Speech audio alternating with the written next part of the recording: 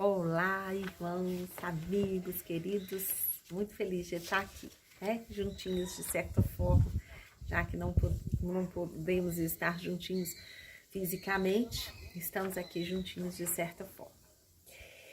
Dando continuidade aqui ao Evangelização, no Mais Além, hoje nós vamos ler o capítulo 9, o caso da evangelizadora Lúcia. Para quem perdeu o último estudo, vale a pena pelo menos uma lida no capítulo anterior, no capítulo 8, para entender toda essa continuidade. Vamos então começar a nossa leitura. Após curta viagem em coletivo, Lúcia alcançou a singela casa onde morava com seu irmão. Fazendo uma retrospectiva, a Lúcia ela estava passando por um momento de perturbação espiritual, onde dentro do seu lar, onde ela morava com seu irmão, seu pai havia desencarnado recentemente, o seu irmão estava ali atraindo espíritos menos felizes, trazendo amigos para dentro de casa com o mesmo padrão vibratório, e a Lúcia se envolveu com ele em discussões, atraindo também outros irmãos menos felizes, trazendo toda essa perturbação psíquica e emocional ao qual ele estava passando. E um irmão, trabalhador lá da evangelização do Centro Espírita, onde a Lúcia era evangelizadora, pediu ajuda ao coordenador geral no sentido de auxiliar essa evangelizadora que passava por todos esses tormentos. Assim, acabou o capítulo anterior com a Lúcia com a Aninha, e o Lúcio acompanhando a evangelizadora até o seu lar. Vamos ver então o que acontece. Entrou, colocou sobre a mesa seus pertences e andou cuidadosamente pelo ambiente, parecendo vasculhar os cômodos da casa, observando tudo muito receosa. Ao perceber-se sozinha, verificamos que sentiu-se aliviada. Caminhou até a cozinha, onde começou a preparar sua refeição, sob pensamentos fervilhantes que buscávamos auscultar com o interesse único de auxílio. Lúcia conjecturava. Devo conversar com a equipe e me explicar. Não é justo manter-me vinculada a um trabalho tão importante nas condições em que me apresento agora. Como falar de bondade, caridade, esforço, amor ao próximo e família para aquelas crianças? Não tenho condições para isso. Não tenho exemplificação para dar. Não consigo conviver com meu próprio irmão, sem rusgas e brigas. Todo conhecimento que tenho de nada me valeu, já que fui fraca e caí. Certamente Jesus precisava de pessoas em melhores condições. Olha que nível a nossa irmã chegou, né?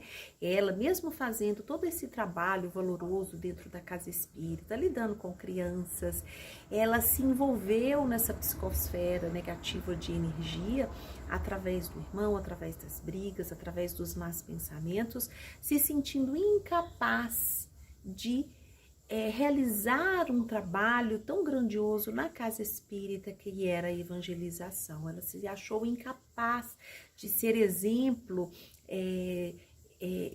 prático para aquelas crianças.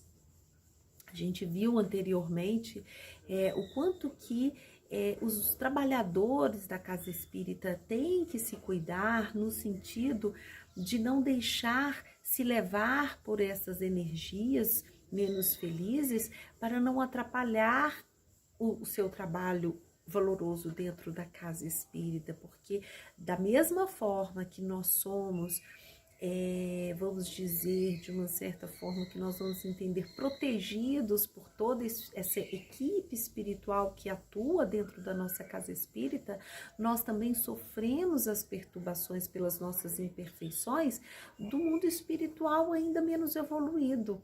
Então, por isso que é importante, né, nós avaliarmos, conhecermos os dois lados para detectarmos momentos que acontece, que é muito comum acontecer na nossa vida, momentos como a Lúcia está vivendo, né, em seu lar, afetando assim o seu trabalho evangelizador. Enquanto atendia ao trabalho da cozinha, lágrimas se derramavam de seus olhos.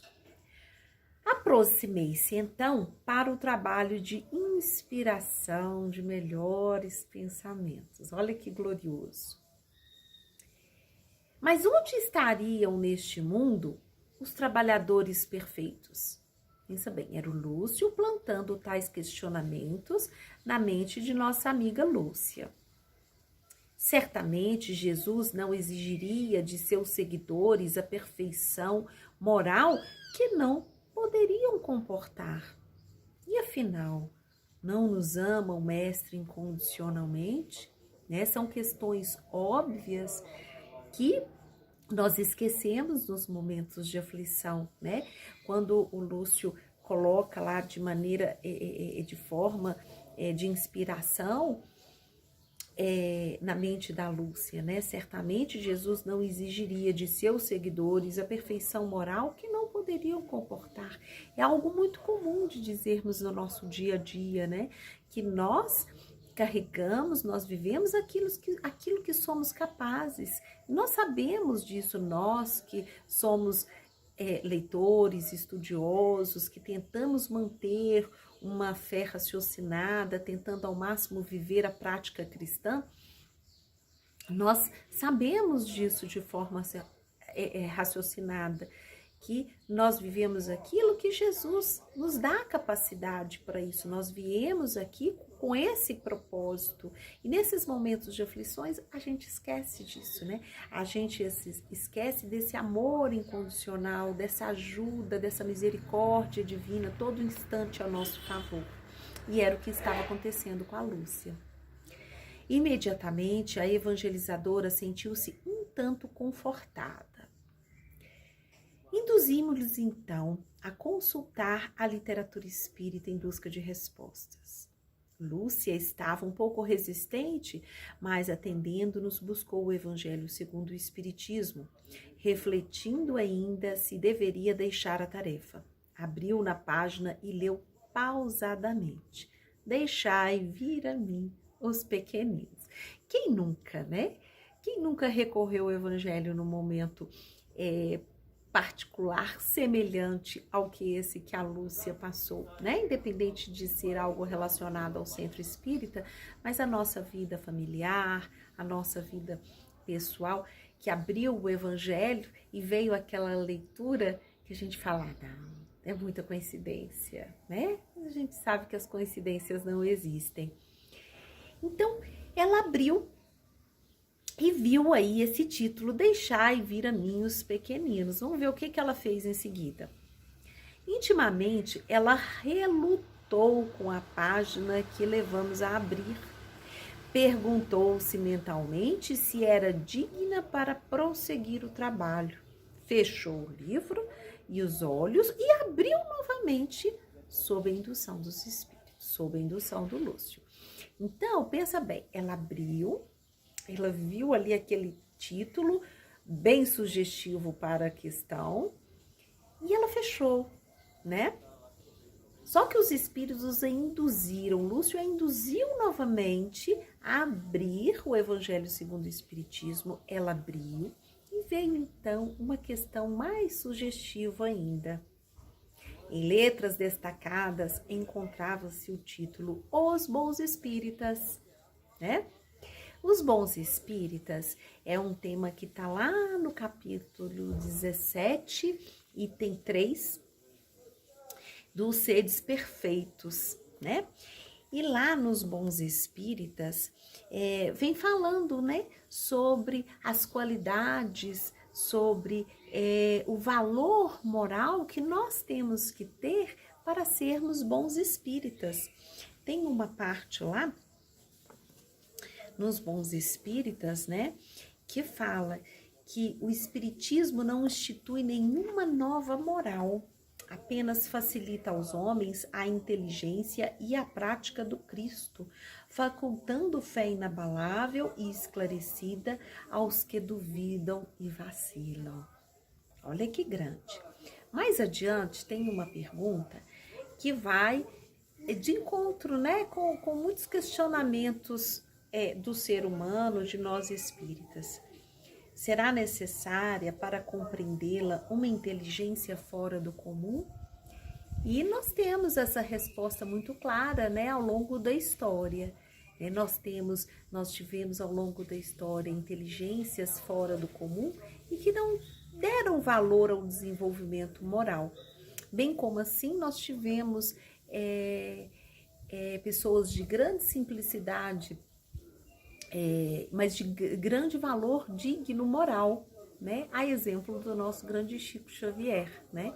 Que tinha aí um intelecto moral super desenvolvido. Enfim,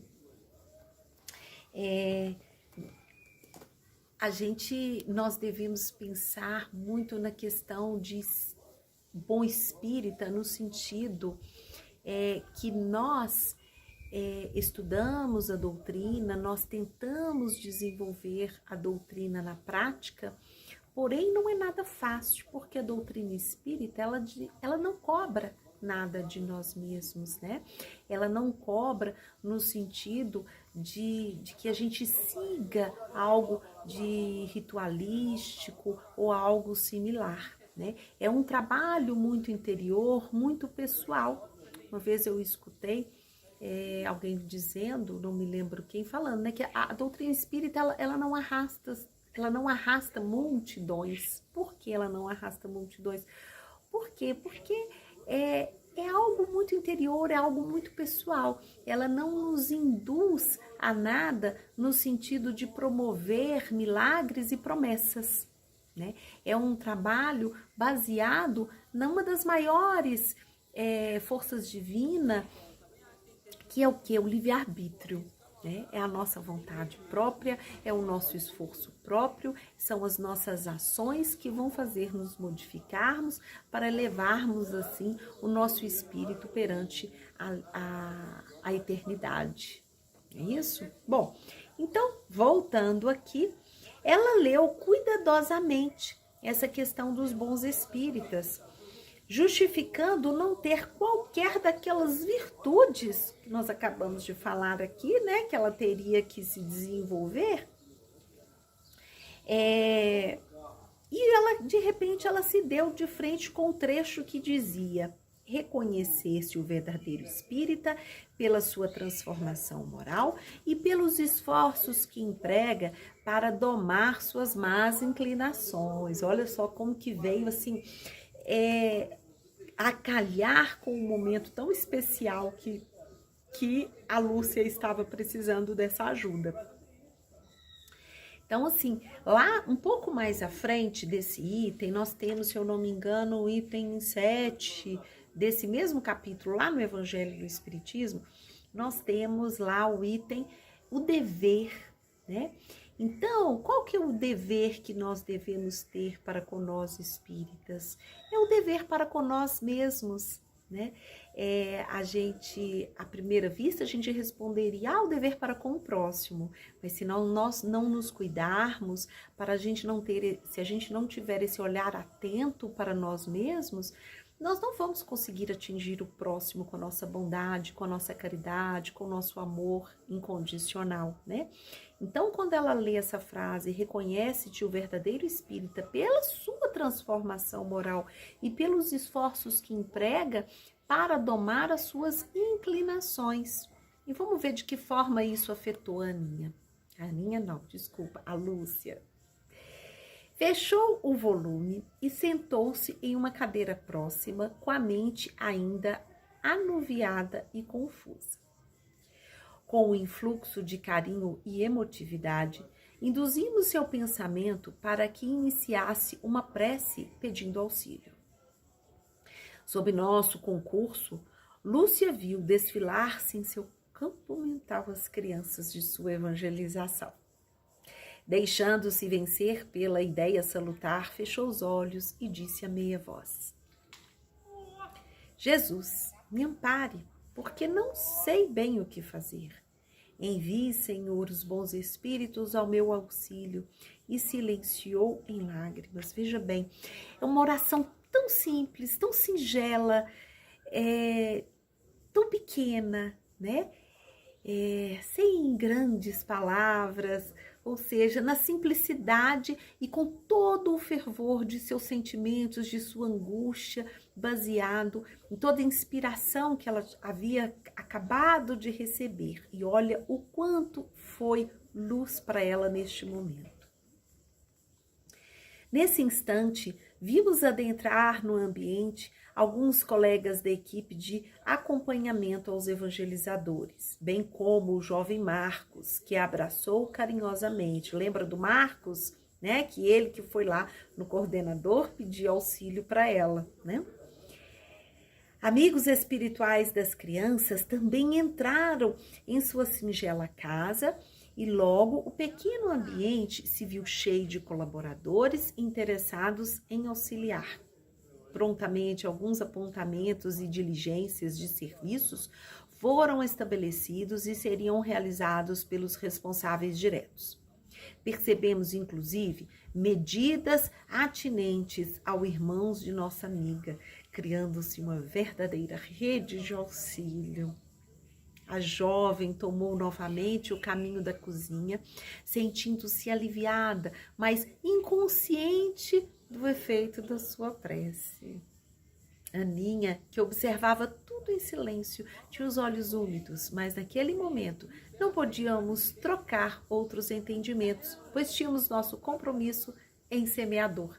Assim, rumamos juntos ao nosso destino, né?